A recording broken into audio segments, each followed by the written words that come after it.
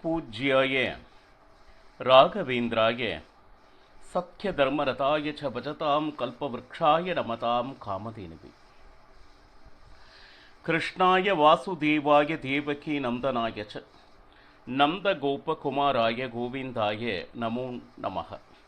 ஐந்தாவது வேதம் என்று போற்றப்படும் மகாபாரதம் பார்த்து வருகிறோம்.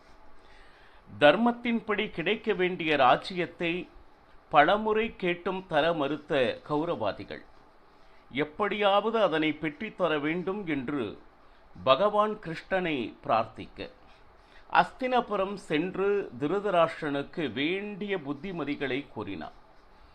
மற்றும் பகவான் கிருஷ்ணனை தொடர்ந்து பரசுராமர், கண்வ ரிஷிகள், நாரதர், காந்தாரி எவ்வளவோ நல்ல வார்த்தைகள் கூறியும் எதற்கும் செவி சாய்க்கவில்லை.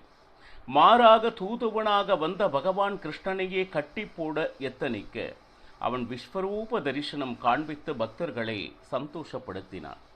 இதற்கு யுத்தம் ஒன்றே தீர்வு என்று குந்தியை சந்தித்து தன்னுடைய மக்களுக்கு சொல்லக்கூடிய உபதேசத்தை வாங்கி கொண்டு அதனை பீஷ்ம துரோணாதிகள் கேட்க அவர்களும் தங்களுடைய பண்புக்கு துரியோதனா பாண்டவர்களை நிச்சயம் வெல்ல முடியாது அப்படின்னு சொல்லிட்டு சூட்சகமாக சொல்லியும் அதையும் கேட்கவில்லை.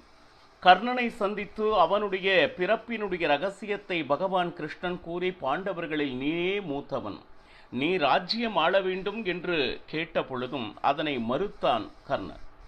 உபப்ளாவ நகத்திற்கு சென்று இங்கு என்ன நடந்ததோ அதனை பாண்டவர்களிடம் கூற இன்னும் 7 தினங்களில் யுத்தம், உடனே குருக்ஷேத்திரத்திற்கு தர்மராஜன் சென்று கூட்டாரங்களை அமைத்து யாக யஜ்ஞங்களை செய்து தான தர்மங்களை செய்தான் தர்மராஜன். இப்படியே வேதவியாசர் திருதராஷ்டிரனை காண வந்து போரில் யார் வெற்றி பெறுவார்கள் என்கின்ற சகுனங்கள் ஏதாவது இருக்கிறதா என்று கேட்க சகுன சாஸ்திரம் என்று ஒன்று இருக்கிறது, அதை விரிவாக கூறினார். திவ்ய திருஷ்டியை சஞ்சயனுக்கு கொடுத்தார். இந்த பூமி பஞ்சபூதங்கள் அதனுடைய குணங்களை பற்றி கேட்டறிந்தான் திருதராஷ்டிரன்.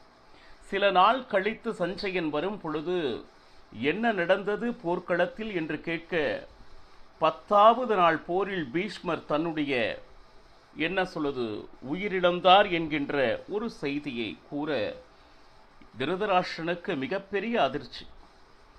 அஸ்தினபுரத்தினுடைய தூணாக இருந்தார், என்னுடைய குழந்தைகளை அவர் நின்று காப்பார் என்று நினைத்தேனே, நானே அவருக்கு சாவிற்கு காரணமாகி விட்டேனே என்று புலம்பினான். முதல் நாளிலிருந்து என்ன நடந்தது கூறு என்று திருதராஷ்டிரன் கேட்க மகாபாரத போரில் முதல் நாள், 2ஆம் நாள், 3ஆம் நாள் மற்றும் 4ஆம் நாள் என்ன நடந்தது என்பதனை மிக விரிவாக எடுத்து உரைத்து கொண்டிருக்கிறார். 4வது நாள் போரினிலே பாருங்க, பீஷ்மர் ஒருவனாக இருந்து துரியோதனாவுடைய 25 தம்பிகளை வீழ்த்தினான். இது தன் கண்முன்னே தன்னுடைய தம்பிகள், அதுவும் 25 பேர் அப்படின்னா அவருடைய மனசு பொறுக்கவே இல்லை. இதில் மகாபாரதத்தில் சில மகாபாரதம் என்ன சொல்லுதுன்னா 17 பேர்கள் ஒரு நாளிலும் 8 பேர்கள் மற்றொரு நாளிலும் இறந்தார்கள் அப்படின்னு சொல்லிட்டு, அதாவது 4வது நாள் போரிலே 17 பேரும் 7வது நாள் போரிலே 8 பேரும் என்று மகாபாரதம். ஆனால் ஸ்ரீமன் மத்வாச்சாரியார் எழுதிய மகாபாரத தாத்பரிய நிர்ணயம் அவருடைய வாக்கியப்படி, அவருடைய வார்த்தைகளின் படி, அவருடைய கிரந்தங்களின் அடிப்படையில் 4வது நாள் போரிலே 25 தம்பிகளை இழந்தனர் என்பது சாட்சியமாக கிடைக்கப்பட்டிருக்கிறது. அப்போ உடனே மிக கவலையுற்று பீஷ்மரை சந்தித்து, இப்படி ஒரே நாளில் இவ்வளவு பெரிய வீழ்ச்சியா, இதற்கு என்ன காரணம் அப்படின்னு சொல்லிட்டு பீஷ்மர் கிட்ட கேட்க அவர், பகவான் கிருஷ்ணன் யார்? சாமானிய மனிதன் அல்ல. சகல ரிஷிகளும் தேவதைகளும் சேர்ந்து பிரம்மதேவரிடம் பிரார்த்திக்க அவர் ஸ்தோத்திரம் செய்து சாக்ஷாத் அந்த நர நாராயணர்களே இந்த உலகத்தில் அர்ஜுனனாகவும் பகவான் கிருஷ்ணனாகவும் அவதரித்திருக்கின்றனர். நீங்கள் அவர்களை சாமானிய மனிதராக நிச்சயமாக பார்க்க முடியாது. இந்த உலகத்தில் அத்தனை பேரும் கொண்டாடக்கூடிய தெய்வம் அவன். அவனே சர்வோத்தமன். இந்த உலகத்தில் அந்த சிருஷ்டி ஸ்திதி லயம், அதாவது படைப்பு, காப்பு, காத்தல் மற்றும் அழித்தல், இவை அனைத்துக்கும் மூல காரணம் அவன். அப்பேற்பட்ட பகவான் கிருஷ்ணன் மேலே நீ சண்டைக்கு போய்கொண்டிருக்கிறாய். மற்றுமல்லாமல் அவனே உன்னை நாடி வந்து நல்ல நல்ல உபதேசங்களை கூறிய போதும் அவனை கட்டி போட நீ எத்தனித்தாய் அப்படின்னா பாருங்க, நிச்சயமாக நீ ஒரு மனிதன் அல்ல, நீ பெரிய ராட்சசன். பாருங்க, பீஷ்மர் தன்னுடைய வாயிலிருந்து துரியோதனனை நீ மனிதனே அல்ல அப்படின்னு சொல்றார். அது மட்டுமல்லாமல் பாருங்க, பகவான் கிருஷ்ணன் எங்கு இருக்கிறானோ அவன் மிக மிக சுத்தமானவன். அவன் இருக்கும் இடம் தர்மம். பாண்டவர்கள் சாமானியமானவர்கள் அல்ல. பகவான் கிருஷ்ணன் மூலமாக ரட்சணை அவர்களுக்கு கிடைத்து கொண்டிருக்கிறது. பகவான் கிருஷ்ணன் இருக்கும் வரை பாண்டவர்களை நீ நிச்சயமாக வெல்ல முடியாது. பாருங்க, அவனுக்கு பகவான் கிருஷ்ணனை பிரார்த்தித்தால் என்ன கொடுக்கிறான் அப்படின்னு இதையும் பீஷ்மர் சொல்றார். முதலில் நல்ல புத்தியை கொடுக்கிறார். எந்த நேரத்தில் எதை சிந்திக்க வேண்டும் அதனுடைய ஆழமான ஒரு யோசனையை கொடுக்கிறான். இது பகவான் கருணையினால் பக்தர்களுக்கு கிடைப்பது. அது போக மானசீக தைரியத்தை கொடுக்கிறான். இந்த உலகத்தில் வெற்றி, தோல்வி, சுகம், துக்கம் மாறி மாறி வரும் பொழுது அந்த நிலைகளை சமாளிப்பதற்கு முக்கியமாக தேவை தைரியம். பக்தர்களுக்கு அந்த தைரியத்தை கொடுத்து அதனை எதிர்கொள்ள செய்கிறான் பகவான் ஸ்ரீ கிருஷ்ணன். அது மட்டுமா அப்படின்னா நிச்சயமாக அவனை கொல்லவோ வெல்லவோ முடியாது. பாருங்க, இப்போ இதுல என்னன்னா, அவன் அவ்வளவு பெரிய பராக்கிரமசாலியா? நிச்சயமாக அவர்களை நாம் வெல்ல முடியாதா? நீங்கள் சொல்வதெல்லாம் சத்தியமா? அப்படின்னா அவருடைய மகாத்மியம் சொல்லு கேட்கலாம். பாருங்க, உண்மையான பக்தனாக பகவான் கிருஷ்ணனை பற்றி தெரிந்து கொள்ள வேண்டும் என்கின்ற ஆர்வம் சிறிதும் இல்லை துரியோதனனுக்கு. என்னதான் சொல்றாரு அவரு அப்படின்னு சொல்லிட்டு கேட்டுதான் பார்ப்போமே அப்படின்னு சொல்லிட்டு சும்மா அவர்கிட்ட கேட்கிறார். இதுவும் ஒரு நாடகமே. பகவான் கிருஷ்ணன் மேல இருக்கக்கூடிய நிஜமான பக்தியினால் கேட்கப்பட்ட மகாத்மியம் அல்ல. ஏன்னா பகவான் கிருஷ்ணன் தர்மம் அறிந்தவன். அது மட்டும் அல்ல, இந்த பூ உலகில் இருக்கக்கூடிய மனிதர்களுக்கு மட்டும் அல்லாமல் தேவான் தேவதைகளுக்கும் சந்தோஷத்தை கொடுப்பவன் அவன். தர்மம் வேறு, பகவான் கிருஷ்ணன் வேறு அப்படின்னு சொல்லிட்டு என்றுமே பிரித்து பார்க்க முடியாதது. அதர்மம் என்றுமே அவனுக்கு பிடிக்காதது. பாருங்க, எது அதர்மம் அப்படின்னா, வேத சாஸ்திரங்கள் எதையெல்லாம் செய்யக்கூடாது, எதையெல்லாம் தவிர்க்கவும் என்று சொல்கிறதோ அது அனைத்தும் அதர்மமே. பாருங்க, இந்த ஜெகம், இந்த உலகம் நாசமடைவது அதர்மத்தினால்தான். பாருங்க, அதனாலதான் யார் ஒருவர் அதர்மவாதிகள் இருக்கிறார்களோ அவர்களை நிச்சயமாக பகவானால் அழிக்கப்பட்டுத்தான் அவர்கள். அதற்காகவே அவனுடைய அவதாரம். பாருங்க, அது மட்டுமல்ல, பக்தர்களுக்கு வரங்களை கொடுப்பவனும் அவன்தான். அதேபோல் இந்த அதர்மவாதிகளை, இந்த உலகத்தை நாசம் செய்பவர்களை நாசம் செய்பவனும் அவனான். வரத்தையும் கொடுப்பான், அழிக்கவும் செய்வான். இரண்டுக்கும் அவனே காரணம் ஆனதால் பாருங்க, அவரிடம் என்னைக்குமே பக்ஷபாதம், நல்லதை விதைத்தால் நல்லதை செய்வான். மாறாக அவனை சந்தேகப்பட்டு நீங்கள் வேறு மார்க்கமாக நீங்கள் அதர்மவாதிகளாக இருந்து அவன் முன் நடிக்க தொடங்கினால் அவனும் மிகப்பெரிய நடிகன் ஆகிவிடுவான்.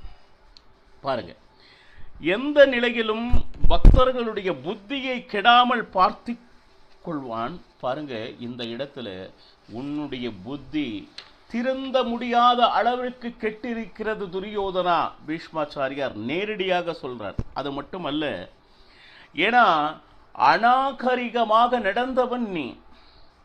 உன்னுடைய சகோதரர்களை எப்படி அனுசரித்து செல்ல வேண்டும் என்று தெரியாதவன் நீ.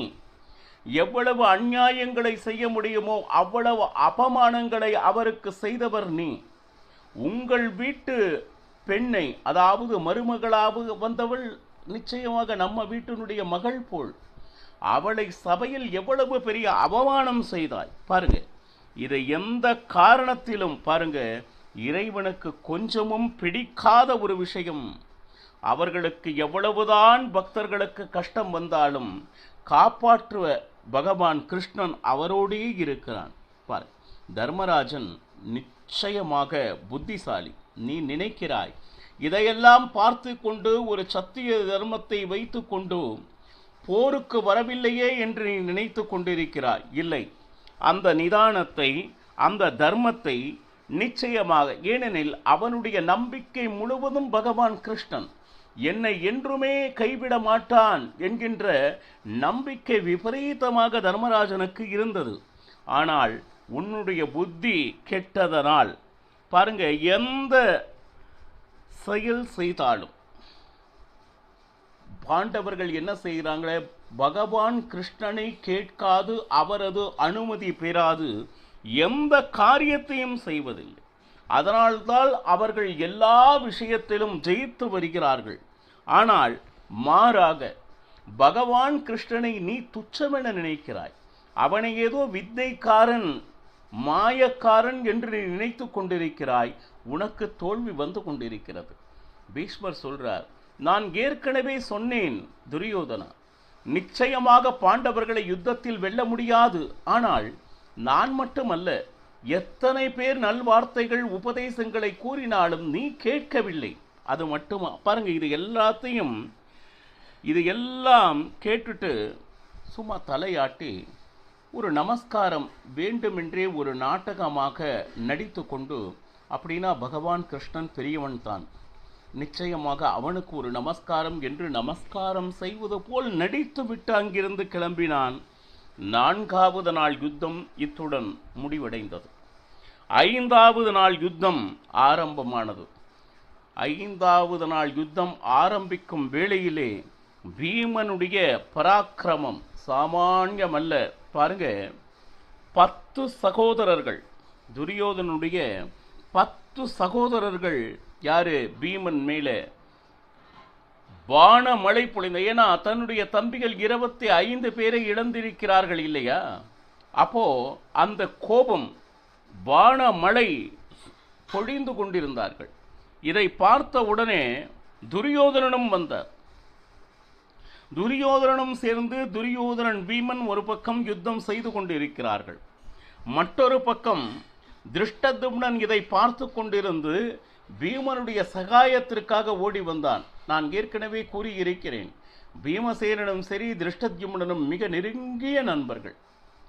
ஏன்னா தன்னுடைய தங்கையைத்தானே கொடுத்திருக்கிறார்கள். அப்போ திருஷ்டத்யும்னன் வந்தவுடன் மிகப்பெரிய யுத்தம் நடந்து கொண்டிருந்தது. அந்த நேரத்தில் சம்மோகன அஸ்திரம் என்று ஒன்று உண்டு. அந்த மோகனாஸ்திரம் அதை பயன்படுத்தினால் அனைவரும் மூர்ச்சையாகி விழுவர். எப்படின்னா, எந்த செயலும் செய்யாமல் கையில் இருக்கக்கூடிய ஆயுதங்களை எல்லாம் கீழே போட்டபடி ஒரு சில நிமிஷங்களுக்கு எதையும் செயல்படாமல் இருப்பார். இதுதான் சந்தர்ப்பம் என்று பீமசேனன் கொஞ்சம் ஓய்வு எடுத்துக்கொண்டார். எப்படின்னா, கவச்சத்தை கழட்டி அதையெல்லாம் சுத்தம் பண்ணி சரியானபடி மீண்டும் மாட்டி, அந்த மாதிரி ஒரு சிறிய ஓய்வு பீமசேனனுக்கு கிடைத்தது. அங்கிருந்து பார்த்தார் யார், பீஷ்மாச்சாரியார். ஓஹோ, மோகனாஸ்திரத்தை என்ன சொல்லுது பயன்படுத்தி மூர்ச்சையாக்கி இருக்கிறான். உடனே அதற்கு விஞ்ஞான அஸ்திரம் அப்படின்னு சொல்லிட்டு ஒன்று இருக்கு. அப்படின்னா அந்த மூச்சையிலிருந்து தெளிவிப்பதற்கு அஸ்திரங்கள். பாருங்க, இதெல்லாம் சொல்லும் போது ஆச்சரியமா இருக்கு. இப்படியெல்லாம் அஸ்திரம் வேலை செய்யுமா அப்படின்னா பாருங்க, இன்னைக்கும் மனநல மருத்துவர்கிட்ட நீங்க போனீங்கன்னா ஹிப்னாட்டிசம் அப்படின்னு சொல்லுவாங்க. அந்த டாக்டர் என்ன சொல்கிறாரோ அதை அப்படியே கேட்டுக்கொண்டிருப்பார்கள்.